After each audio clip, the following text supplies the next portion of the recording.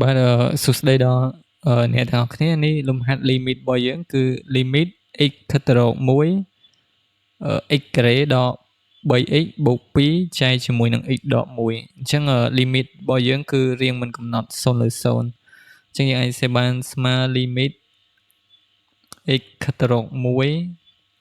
ញ្ចឹង x ការ៉េយើងអាចកន្លែងដក 3x នេះយើងអាចសេបានទៅជាដក x ដក 2x បូក2ដោយសារកន្លែងនេះគឺយើងអាចសេបានដក x ហើយដក 2x នេះ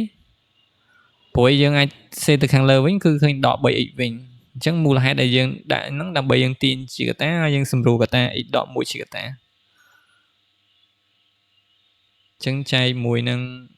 x ដក1អញ្ចឹងអាចសេបាន limit x ខិតទៅរក1ទាញ x ជាកតានៅសល់ x ដក1នេះទាញ2ជាកតានៅសល់ x ដក1ចែកមួយនឹង x ដក1អញ្ចឹងខាងលើនេះយើងអាចទាញ x ដក1ជាកតាទៀតអញ្ចឹង limit x ខិតទៅរក1អញ្ចឹងយើងទាញ x ដក1ជាកតាអញ្ចឹងនៅសល់ x ដក2អញ្ចឹងខាងក្រោម x ដក1ដដែលអញ្ចឹងយើងសម្រួល x ដក1អញ្ចឹងនៅសល់ limit x ខិតទៅរក1 x ដក2អញ្ចឹងយើងអាចសម្រួលជំនួសចូលមក x ស្មើ1ដក2អញ្ចឹងចម្លើយយើងគឺឃើញដក1ដោយសារ1ដក2ឃើញដក1